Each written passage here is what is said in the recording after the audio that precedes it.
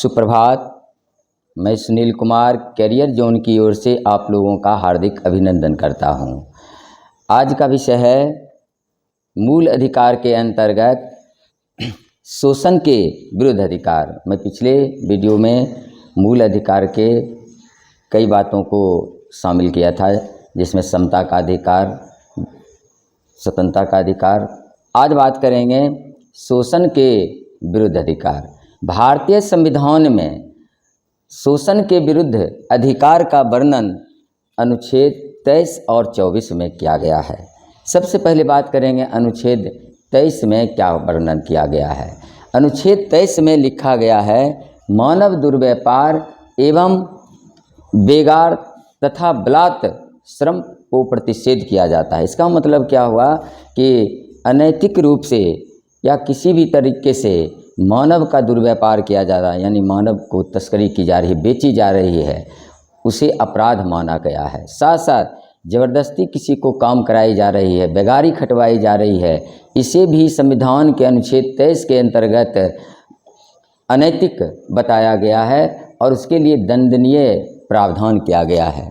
और बलात् श्रम का मतलब होता है ज़बरदस्ती काम कराना, जो संविधान के अनुच्छेद 23 का उल्लंघन माना जाता है और ऐसे काम को संविधान के तहत प्रतिबंधित किया गया, प्रतिषेध किया गया है। उसी के अंतर्गत वेश्यावृत्ति जैसे कुप्रथा, देवदासी प्रथा इसी के अंतर्गत आते हैं। और साथ साथ जो हमारे देश में दास प्रथा विराजमान था, वो सबको भी यानी वेश्यावृत्ति जैसे सामाजिक कुरीतियाँ, देवदासी प्रथा और साथ साथ जो दास प्रथा है सबको उन्मूलन। देवदासी किसको कहा जाता था? पहले दक्षिण भारत के मंदिर में या उत्तर के भी किसी मंदिर में जो देवताओं को खुश करने के लिए कुछ कुमारी लड़कियों को रखी जाती थी और मंदिर प्रबंधन की ओर से उसको धन दी जाती थी, उसके बदला में उसको नृत्य के करके भगवान को खुश करने की प्रथा थी। वैसे दास उसी को कहा जाता था देवदासी। और ऐसी प्रथा को संविधान के द्वारा प्रतिबंधित यही हुआ, देवदासी। देवताओं को खुश करने के लिए जो मंदिर में कुमारी कन्या को रखी जाती थी, मंदिर उसके प्रबंधन करते थे, उसी को कहा जाता था देवदासी, जो संविधान के तहत ये सब प्रतिबंधित किया गया है। और सरकार ने यानी हमारे संविधान के तहत ऐसे कार्यों के लिए कानून बनाने का अधिकार केवल संसद को है और संसद को भी संविधान के अनुच्छेद 35 के तहत अधिकार है कि ऐसे प्रथा को रोकने के लिए कानून बना सकती है।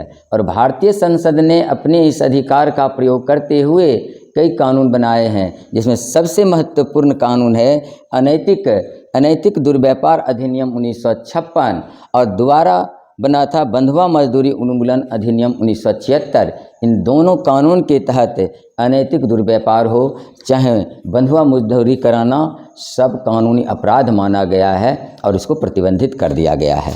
अब बात करते हैं कुछ और दूसरी कि अनुच्छेद 23(1) में ये सब बात कही गई, तो इसके अनुच्छेद 23(2) में क्या कहा गया है? अनुच्छेद 23(2) में कहा गया है कि अगर राज्य अनिवार्य सेवा आरोपित करती है तो उसे वक्त में धर्म, जाति, मूल व यानी इसके आधार पर किसी को विभेद नहीं किया जा सकता है। जैसे सपोज कीजिए कि कैदी को सरकारी फॉर्म में सरकार के अधीन कोई काम करवाई जा रही है, तो वहाँ पर धर्म के आधार पर, जाति के आधार पर, लिंग के आधार पर वहाँ विभेद नहीं होगा, बल्कि सभी कैदी को एक समान समझा जाएगा और सबके ऊपर अनिवार्य सेवा आरोपित किया जाएगा। यही है अनुच्छेद 23(2) में।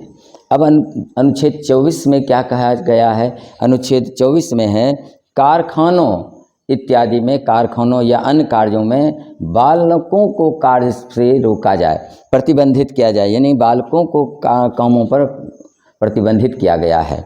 और इसके लिए हमारे संविधान के अनुच्छेद 24 में प्रावधान किया गया है और भारतीय संसद ने अपने अधिकार का प्रयोग करके बाल मजदूरी को उन्मूलन करने के लिए कई कानून बनाए, जिसमें सबसे पहला था कारखाना अधिनियम 1948, बागान श्रम अधिनियम 1951, खान अधिनियम 1952, बाल श्रम अधिनियम 1986 और बाल श्रम अधिनियम 1986 को फिर से और सशक्त बनाने के लिए संशोधन किया गया और वह संशोधन 2016 में किया गया। हमारे देश में 6 से लेकर के 14 वर्ष तक के बच्चों को बाल श्रम के अधीन रखा गया। आप याद कीजिए कि हमारे कैलाश सत्यार्थी, जिनको कि शांति का नोबेल पुरस्कार दिया गया था और उनको किस काम के लिए, बाल श्रम उन्मूलन में योगदान देने के लिए ही उनको दिया गया था। और वो एक संस्था बनाए, उनके संस्था का नाम ही है बचपन बचाओ आंदोलन, और इसके तहत उन्होंने बाल श्रम को उन्मूलन करने के लिए कई कार्य किए और इसके लिए उनको नोबेल पुरस्कार दिया गया। जो हमारे संविधान के अनुच्छेद 35 के तहत ऐसे कानून बनाने का अधिकार केवल संसद को है और संसद ने अनुच्छेद 23 में प्रावधान, अनुच्छेद 24 के प्रावधान को सशक्त बनाने के लिए कई कानून बनाए गए। अब बात करते हैं धर्म की स्वतंत्रता का अधिकार। धर्म की स्वतंत्रता का अधिकार अनुच्छेद 25 से लेकर के 28 तक में वर्णित है। सबसे पहले बात करते हैं अनुच्छेद 25 में क्या वर्णन किया गया है। अनुच्छेद 25 में है अंतःकरण धर्म के आचरण एवं प्रचार की स्वतंत्रता। अंतःकरण एवं धर्म के आचरण और प्रचार की स्वतंत्रता, इसका मतलब होता है कि भारत में रहने वाले सभी व्यक्तियों को अपने अपने इच्छा के अनुसार अपने अपने धर्मानुकाल उनको आचरण करने का, प्रचार करने का स्वतंत्रता होगा। इसका ये भी और अर्थ लगाया जाए, सभी व्यक्ति अपने अपने धर्म के अनुसार उसका आचरण करें, पालन करें, उसका प्रचार करें। लेकिन अनुच्छेद 25 को भी 2 भागों में बांटा गया है, अनुच्छेद 25(1) और अनुच्छेद 25(2).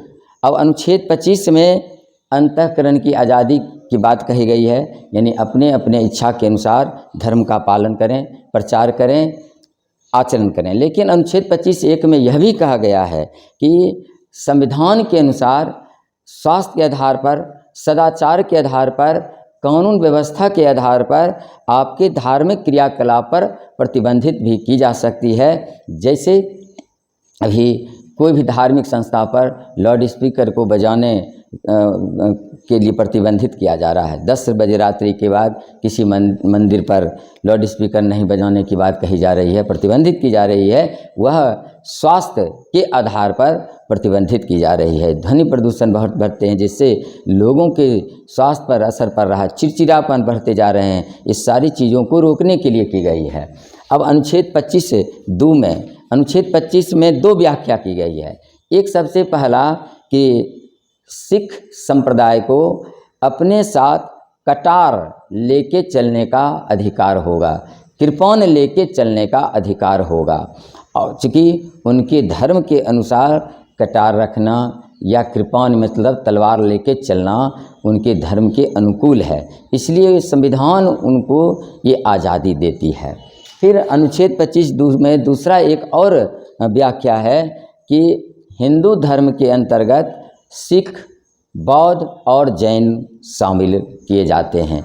क्योंकि पहले सिख, बौद्ध या जैन पहले हिंदू धर्म में आस्था रखने वाले थे, धीरे धीरे ये अपने एक अलग शाखा में परिवर्तित, इसलिए उसको में रखा गया। ये भी जानें कि कोई भी राज्य अपने अपने राज्यों में अगर कोई ज़बरदस्ती या प्रलोभन दे करके किसी व्यक्ति को धर्म में दूसरे धर्म में परिवर्तन करता है, तो अनुच्छेद 25 के तहत ही राज्य को यह अधिकार है कि वो कानून बना करके ऐसे कार्य को रोकें। वह भी अनुच्छेद 25 में ही वर्णित है। अब अनुच्छेद 26 में क्या है? धार्मिक कार्यों के लिए प्रबंध की स्वतंत्रता। धार्मिक कार्यों के लिए प्रबंध की स्वतंत्रता, इसका मतलब होता है कि हर धर्म के लोग अपने अपने धर्मानुसार धार्मिक संस्था का निर्माण कर सकते हैं। जैसे कोई मंदिर बनाते हैं, कोई मस्जिद बनाते हैं, गिरजाघर बनाते हैं, गुरुद्वारा बनाते हैं। ये अधिकार संविधान के अनुच्छेद 26 के तहत है कि कोई भी धार्मिक संस्था बना सकती है। और साथ साथ उस धार्मिक संस्था का प्रबंधन कर सकती है। उस धार्मिक संस्था को प्रबंधन करने के लिए धन का भी प्रबंधन कर सकती है और साथ साथ उसका प्रशासन भी कर सकती है, प्रबंधन भी कर सकती है। वह बात अनुच्छेद 26 में वर्णित किया गया है और 26 के तहत ही धार्मिक कार्यों के प्रबंध की स्वतंत्रता है।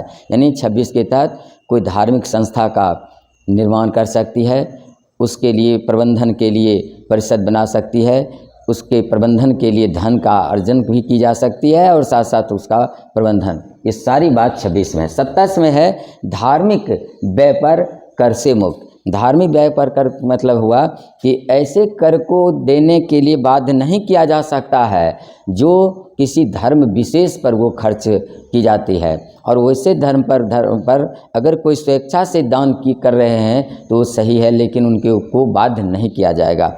साथ साथ यह भी कहा गया है कि धर्म पर जो भी कर दी जा रही है, धन की उगाही की जा रही है, उसको उस पर सरकार टैक्स नहीं लगाएगी, यानी वह कर से मुक्त होगा। और इसी तहत इसी अनुच्छेद जो 27 है उसी के तहत जो भी क्या कहते हैं उसको सरकार किसी धर्म विशेष को आचरण करने के लिए, पालन करने के लिए सहायता, जैसे हज सब्सिडी सरकार देती है। अगर कोई अमरनाथ यात्रा करने जाते हैं तो सरकार प्रबंधन करती है।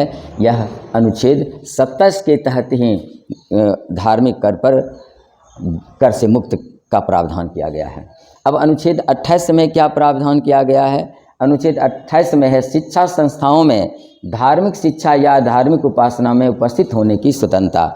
यहाँ पर कई महत्वपूर्ण बातों का जिक्र करना जरूरी है। सबसे पहला लिखा गया है कि शिक्षा संस्थाओं में धार्मिक शिक्षा या धार्मिक उपासना में उपस्थित।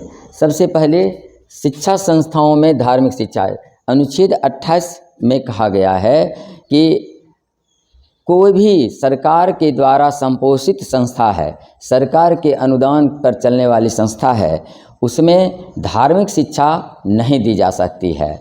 लेकिन अनुच्छेद 28(1) में कहा गया है कि शिक्षा संस्थाओं में धार्मिक शिक्षा नहीं दी जा सकती। लेकिन 28(2) में यह कहा गया है अगर कोई धर्म विशेष पर आधारित संस्था हो और उसमें धार्मिक शिक्षा देना अनिवार्य हो तो वहाँ पर धार्मिक शिक्षा दी जा सकती है।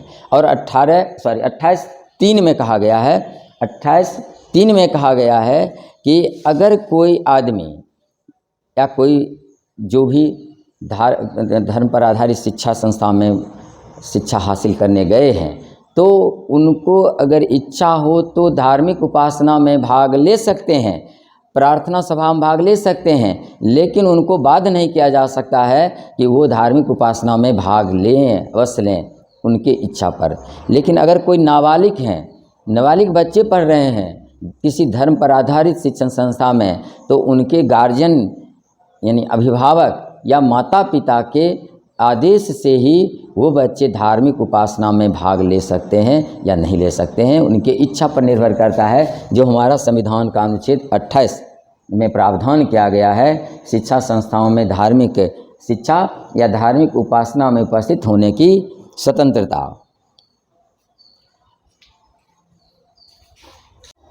अब हम लोग बात करेंगे सांस्कृति एवं शिक्षा संबंधी अधिकार। और सांस्कृति एवं शिक्षा संबंधी अधिकार संविधान के अनुच्छेद 29 और 30 में वर्णित है। सबसे पहले बात करेंगे अनुच्छेद 29 पर। संविधान के अनुच्छेद 29 अल्पसंख्यक वर्गों के हितों के संरक्षण से संबंधित है। यानी संविधान का अनुच्छेद 29 अल्पसंख्यक वर्गों के हितों का संरक्षण से संबंधित प्रावधान किया है, जिसके अनुसार कोई भी धर्म या भाषा पर आधारित अल्पसंख्यक अपने भाषा, लिपि, संस्कृति, परंपरा इत्यादि को अक्षुण्ण बनाए रखने का अधिकार होगा, उसे सुरक्षित बनाए रखने का अधिकार होगा। यही है अल्पसंख्यक वर्गों के हितों के संरक्षण। साथ साथ इसी अनुच्छेद यानी अनुच्छेद 29 में दो प्रावधान, अनुच्छेद 29(1) में अल्पसंख्यक वर्गों के हितों का संरक्षण, जिसके अंतर्गत भाषा, संस्कृति, लिपि या परंपरा को अक्षुण्ण बनाए रखने का अधिकार होगा। साथ साथ अनुच्छेद 29(2) में कहा गया है कि सरकार ऐसे संस्था को या ऐसे चीज़ को बढ़ावा देने के लिए सरकार कोई विभेद नहीं करेगी, अनुदान देने में कोई विभेद नहीं करेगी। अब अनुच्छेद 30 क्या कहती है? अनुच्छेद 30 में कहा गया है शिक्षा संस्थाओं की स्थापना और प्रशासन करने का अल्पसंख्यक। इसका मतलब हुआ कि जो भाषा या धर्म पर आधारित अल्पसंख्यक हैं उनको अपने मनपसंद शिक्षण संस्थाओं का स्थापना करने का अधिकार होगा। जैसे मदरसा की स्थापना की जाती है, साथ साथ जैसे कोई चर्च के द्वारा कोई शिक्षा का प्रबंध होता है, गुरुद्वारा के द्वारा प्रबंध की जाती है शिक्षा का, तो जो अपने अपने मनपसंद शिक्षण संस्था का स्थापना करने का अधिकार अनुच्छेद 30 में है और उसको प्रशासन करने का अधिकार भी अनुच्छेद 30 में है। और उसी के तहत यह भी कहा गया है कि अगर कोई लोग अपने मातृभाषा में या मनपसंद भाषा में शिक्षा हासिल करना चाहते हैं तो राज्य को वैसे शिक्षा का प्रबंध करना पड़ेगा। यही है अनुच्छेद 29 और यही अनुच्छेद 30 में वर्णित। आज हम लोग बात किए मुख्यतः तीन स्वतंत्रता के अधिकार पर और एक संवैधानिक उपचारों का अधिकार बच रहा है जो मैं अगले वीडियो में इसको भेजूंगा। तब तक के लिए बहुत बहुत धन्यवाद।